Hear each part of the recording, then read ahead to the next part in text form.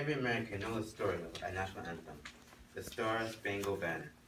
Not many know the story of the woman who made the flag that inspired the song. This is her story. The year was 1812. Colonel Armistead had just arrived to take charge of Fort McHenry. At that time, France and Great Britain controlled the oceans. These big countries were very well to do.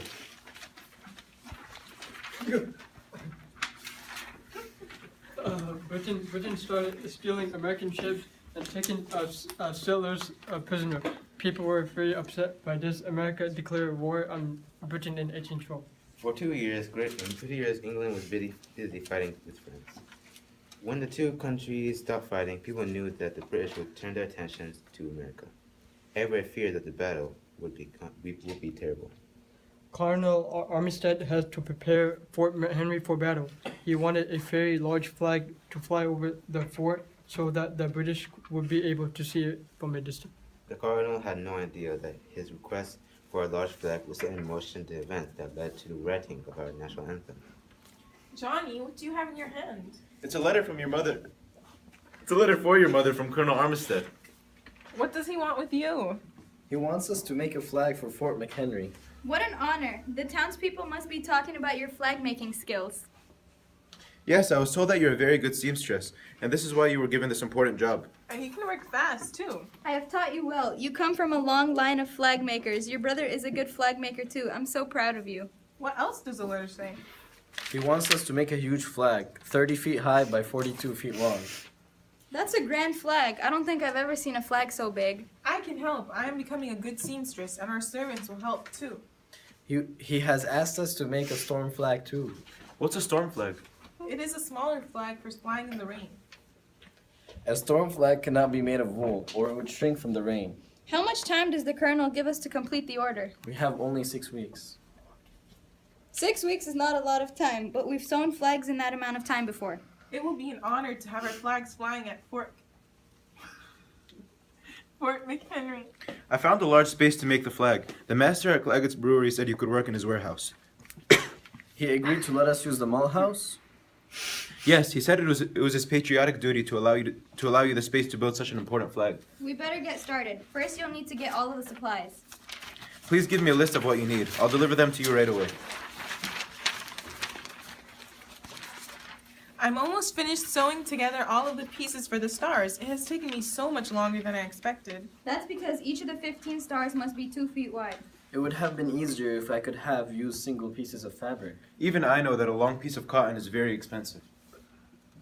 It would have been easier to do each stripe in one piece too, but the stripes are so large, it would have been impossible.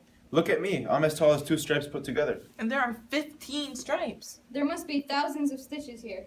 Experts estimate that there are 350,000 hand-sewn stitches in the flag that Mary made for Fort McHenry.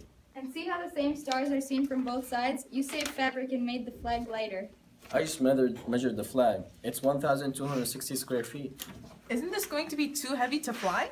Wool is a light fabric. That will help make the flag light enough to fly in the wind. Johnny, will you help me weigh it? Then I'll send it to the fort. Are you going to get paid a lot of money for this flag? I'm really lucky, Johnny. My mother taught me an important trade that has allowed me to support my family. And the storm flag is separate. We'll get paid for that, too. I've been meaning to ask, why is the American flag red, white, and blue? No one knows for sure. Maybe the red is for bravery. The white might be for innocence. And blue could stand for justice. In 1812, Francis Scott Key was working as a lawyer, but he wanted to join the fight for freedom.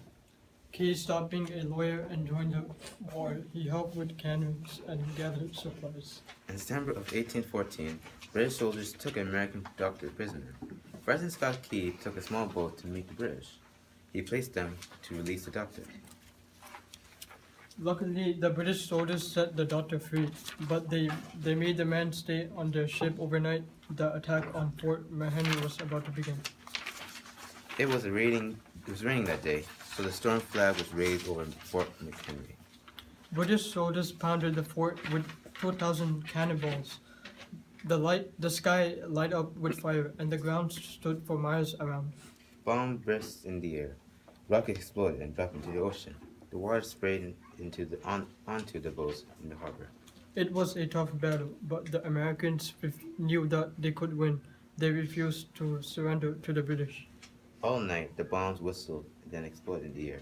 President Scott Key watched the attack all night long.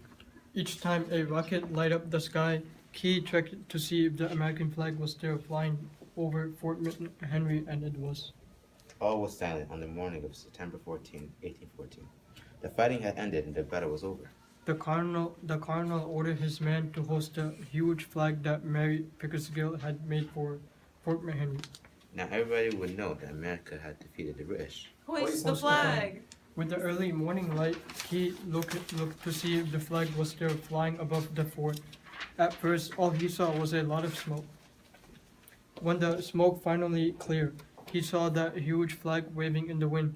It was Mary Pickersgill flag with its broad stripes and bright stars. Key was so inspired by what he saw, he took a letter from his pocket and began to write a poem. He called it the Defense of Fort McHenry. Francis Scott Key poem was set to music and became a popular song. It later became the song was now known as the Star Spangled Banner. In 1916, President Woodrow Wilson declared it was official song of the United States of America.